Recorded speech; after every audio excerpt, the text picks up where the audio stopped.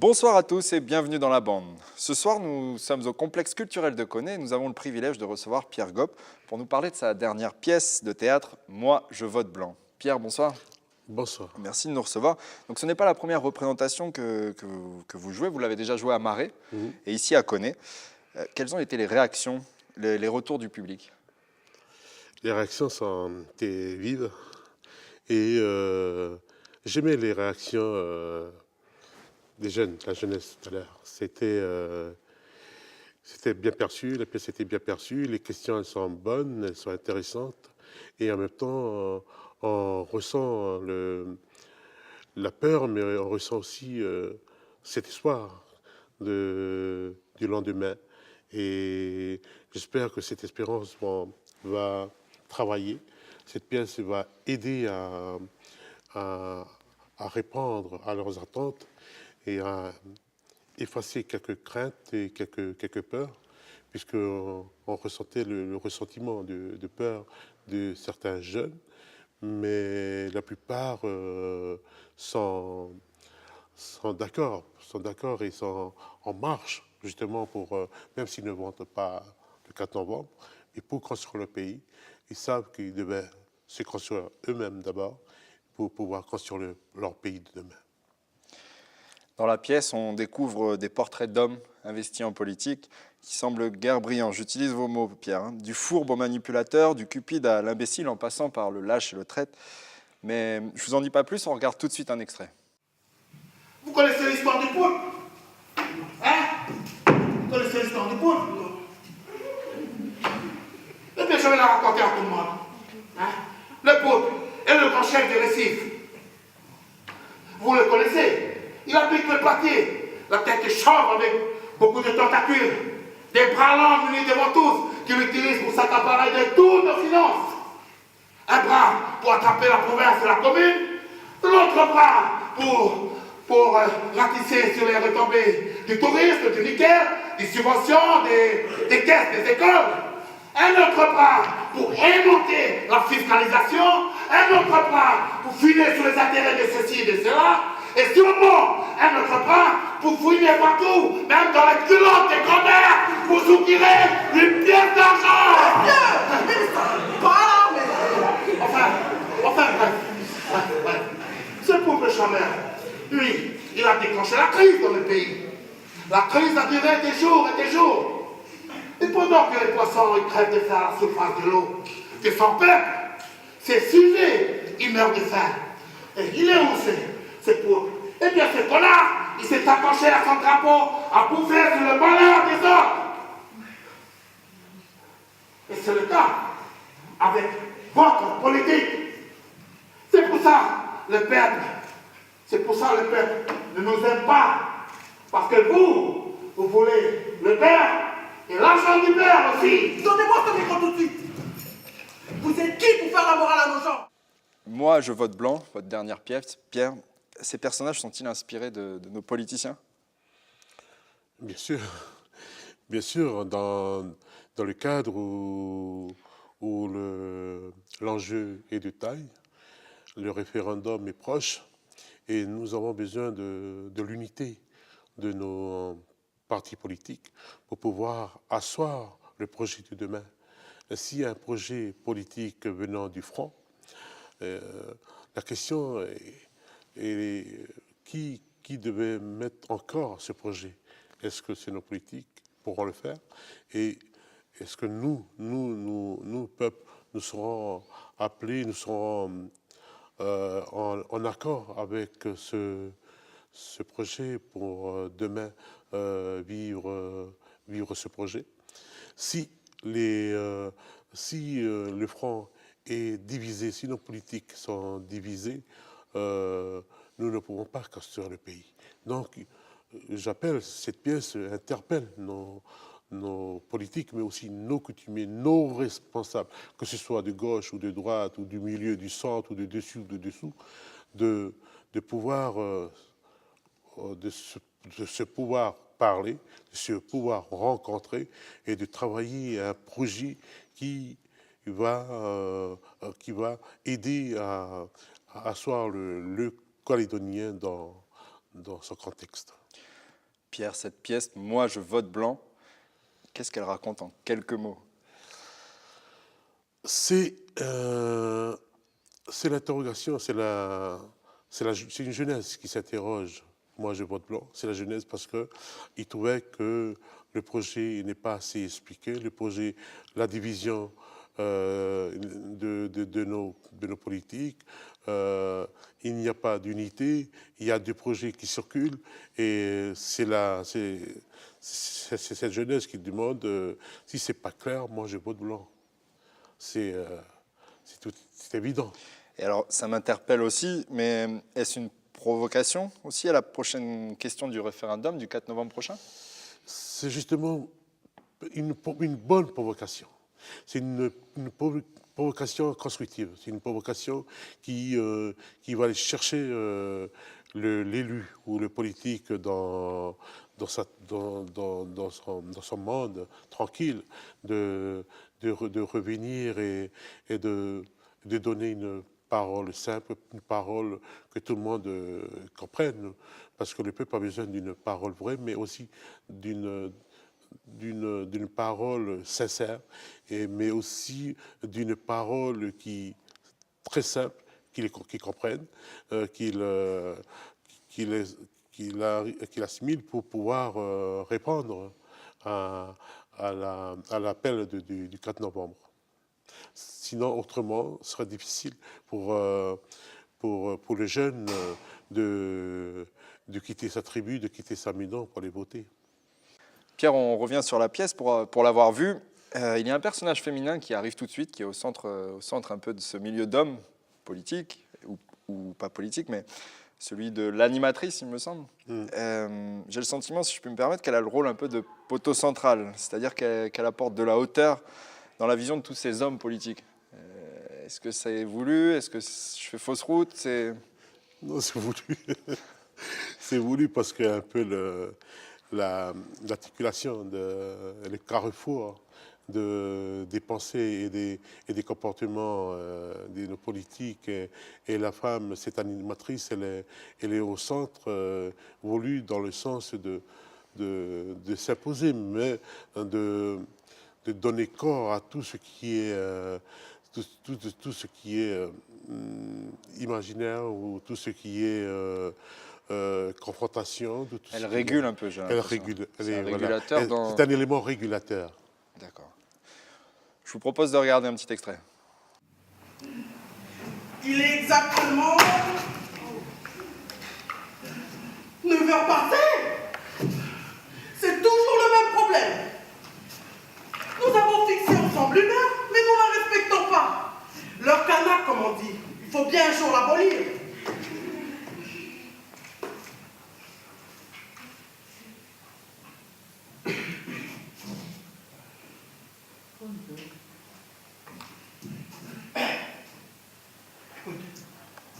Le violeur s'excuse.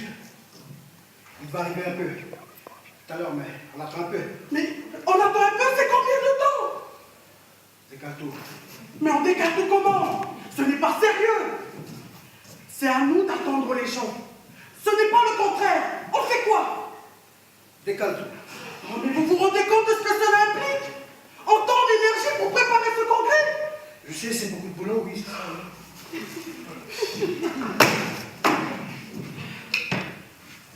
Les vieux, la jeunesse, pardon. On me demande de tout décaler notre programmation de la matinée. L'animation est désolée. Ce n'est pas normal. On sait respecter l'heure du blanc. Nous, on est incapables de respecter notre parole. Ça va, détends-toi là. Mais on est censé travailler dans l'unité. Le travail d'ouverture n'a pas été fait. C'est vous qui deviez approcher ces gens-là. Alors, ils sont où? On va devoir encore tout décaler. L'unité ne va pas se faire tout seul à coup de bâton magique. Écoute, il y a beaucoup d'absents. Et tous les groupes ne sont pas représentés. On a besoin de tout le monde si on veut gagner le référendum. Au niveau de l'accord, nous on a fait le nécessaire. Mais ce n'est jamais pas assez. Ce n'est pas assez quoi? Aujourd'hui, vous êtes un metteur en scène incontournable au pays. Vous avez pour habitude de traiter des sujets, on va dire, sensibles, avec un point de vue très engagé. Pour le coup, dans cette pièce, quelle est la frontière entre le théâtre et la politique? Il n'y a pas vraiment de frontières. Les frontières, c'est nous qui avons voulu les placer. Et nous ne sommes pas. Et cette frontière existe parce que nous l'avons imposée nous-mêmes. Et alors que la liberté, c'est seulement une liberté entre la distance, elle fait entre la conscience et le cœur. Et nous avons, dans notre art de penser, nous avons construit des ponts, nous avons construit des frontières, mais des passerelles, et nous les avons tous détruits. Pourquoi? Par ces envies d'argent, par ces envies de pouvoir, et par ces non-sincérités à la parole pour construire. Nous avons oublié les fondamentaux de l'être, nous avons oublié que pour construire l'être, c'est avec la parole, mais aussi avec les actes. Et pour construire l'être, il faut, c'est par une vérité pure et une vérité sincère. Et si on manque de sincérité, on détruit tout. Tout ce que nous avons construit dans le temps par des vieux politiques et qui ont espéré un jour arriver au référendum. Et Jean-Marie Tjibaou l'a bien dit, que si demain vous aurez la chance d'aller au référendum, il faut aller voter pour le référendum. Lui, il n'est plus là, et moi, je garde cette parole-là. Et j'ai écrit cette pièce justement par regret, mais aussi par ce mal, par cette souffrance qui loge dans nos entrailles, qui fait cette vide. Et ben, j'interpelle nos politiques d'aller au devant de la scène et de parler simplement à la population pour que tout le monde aille voter. Voilà. Justement, qu'est-ce qui vous interroge, qu'est-ce qui vous dérange dans le monde de nos politiques pour en arriver à des pièces, à écrire ce type de pièces, ce genre de pièces? Le comportement de certains de nos politiques. La pièce, elle n'est pas. Si j'ai fait intervenir un mort, c'est-à-dire Yewene, ce n'est pas pour offusquer, ce n'est pas pour juger le comportement de nos politiques, mais c'est pour les éclairer. C'est comme si on amène une lampe pour éclairer certaines ombres dans le comportement de nos politiques, pour qu'eux-mêmes puissent rebondir et ayez cette probabilité de parler avec une parole sage et sincère. Et pour cela, il faudrait replonger dans le vrai soi pour mieux recueillir certaines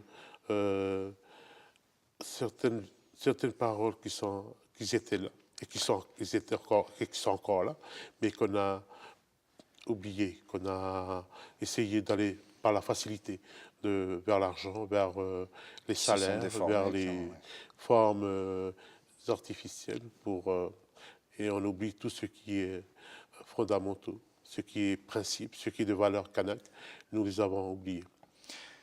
Pierre, le titre de la pièce, « Moi je vote blanc », il est venu au début ou après l'écriture, ce titre? Il était là au début. Il était déjà et c'est pour ça que ça a été polémique un peu, mais c'est voulu. C'est voulu dans le sens où on a pu à s'attarder sur des choses vaines. Hein. Il faut, comme on dit, il faut attaquer, il faut rentrer dans le but du sujet, il faut rentrer dans le sujet, ne pas aller à contourner, à faire le serpent, à zigzaguer par-ci, par-là. Il faut, mais dans le sens de construire. Hein. Pas, j'interroge nos politiques, j'interroge tout le monde, même moi-même, parce que nous sommes tous responsables devant devant cet événement qui arrivera demain, parce que le référendum, c'est fort pour nous, nous qui sommes d'ici, parce que c'est notre parole, c'est notre opinion à nous, nous qui sommes un peuple colonisé. Voilà, c'est notre opinion. Et nous, en face de cette opinion, qu'est-ce que nous sommes? Qui nous sommes? Il faut que nous, on se pose des bonnes questions. Est-ce qu'on va passer à côté de... Non, il faut aller voter. Tout le monde doit aller voter. C'est impératif. Pierre, un mot sur vos comédiens. Belle performance, très, très beau jeu d'acteur. Comment est-ce que vous travaillez ensemble? Ils ont déjà de la bouteille, ils sont déjà des hommes, des comédiens d'expérience. Mais parfois, on a besoin juste de petites choses pour les remettre dans le cadre. Parce que parfois, donc ils sont très bien, ils portent bien le texte. Et donc, il faut faciliter le travail parce que ce n'est pas facile de porter la parole d'un auteur. Et eux, ils le font très bien. Et donc, je les encourage. Et voilà, voilà, j'ai une petite pensée très forte pour ces gens-là. Oui, il y a une belle performance, un beau jeu Une d'acteur. belle performance, un beau jeu d'acteur. Et on sent aussi... Une bonne équipe. Ouais. Ouais. On sent aussi une synergie, une ambiance qui est... Voilà. Vous connaissez bien. Oui, très bien même. Ouais. On a toujours vécu ensemble. Pierre, pardon, on arrive à la fin de notre entretien, mais comment est-ce que tu vois le lendemain du référendum? Est-ce que ça peut faire l'idée d'une prochaine pièce? Oui, tout à fait, mais c'est toujours... le lendemain sera toujours le même soleil qui se lèvera, toujours les mêmes hommes qui sortiront de leur case, et c'est toujours le même feu dans les montagnes pour brûler l'orignal. Et il faut que nous ayons... il faut que nous ayons cette force de dire qu'après le lendemain du référendum, on se retrouve pour partager ce que nous avons des produits de cette terre. Voilà. Il faut que le lendemain du référendum, il faut se dire que nous serons encore là, pour se dire bonjour et merci et à demain et au revoir et voilà, avec le sourire. Voilà, le référendum, il ne faut pas que ce soit un frein ou soit quelque chose de dramatique qui arrive dans le pays. Non, un référendum, c'est juste une étape dans la vie de ce pays, mais une étape qui va déterminer, qui va définir le cadre du lendemain. Mais les jours se ressemblent, voilà. Et demain, on se dira merci. Le référendum a bien fait des choses, et voilà. Maintenant, on pourrait dire que moi, ce que j'aimerais pour le lendemain du référendum, monsieur Antoine, c'est Oui, que demain, le lendemain, dit ah, enfin, il y a la chute de l'essence, il y a la chute du prix de l'essence, la chute du prix des magasins, et la vie, elle est tombée, la vie chère, elle est tombée, et que demain, on pourra vivre ensemble et tout le monde pourra en profiter de ce pays, parce que là, jusqu'à aujourd'hui, il n'y a que ceux qui ont du fric et qui trouver un meilleur équilibre. Un équilibre pour tout le monde. Voilà. Pierre, hier vous étiez à Koné, ce soir à Vaud. Il me semble que vos prochaines dates sont au Centre culturel Jean-Marie Tjibaou, fin juillet. Oui, fin juillet, 28 au 30 juillet. Et j'espère que demain nous aurons encore des petits appels par là, des petites demandes pour aller visiter les tribus, visiter les communes. Voilà, c'est le moment, et merci pour NCTV de nous avoir invités, et puis faire la promotion de notre pièce. Et voilà, on attend des appels pour les visiter dans leur commune. Pierre Gopp, le plaisir est partagé. Merci de nous avoir reçus. Et nous, on se quitte sur un dernier extrait de « Moi, je vote blanc ». Et je vous souhaite une très bonne soirée sur Calédonia. Le journaliste fait allusion à votre stratégie politique. Je cite. La plateforme politique du président pratique la politique de la censure et de la peur. Vous ne servez pas la démarche unitaire, monsieur le président. Certes, mais en certes, les stratégies changent. Et les objectifs, ils restent les mêmes. C'est un avantage des objectifs pour les fauteuils du président. Elle est riche, la plateforme, contre moi. En bas de l'article, les indépendantistes vous accusent d'apporter une politique d'intégration et d'assimilation dont les méfaits néfastes et dévastateurs seraient comparables à un génocide culturel. Et tu vois, cette dame revanchable, elle n'est pas c'est la reine Grand-Pouille. Léon, moi je garde mon fauteuil. Je vais pas entendre quelque chose. Si vous voulez me parler d'autre chose, Oui. je n'ai pas beaucoup de temps. On doit présenter le projet du pays. Oui.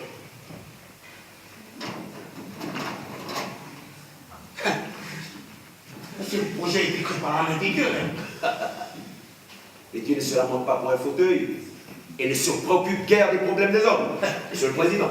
Léon, monsieur Léon.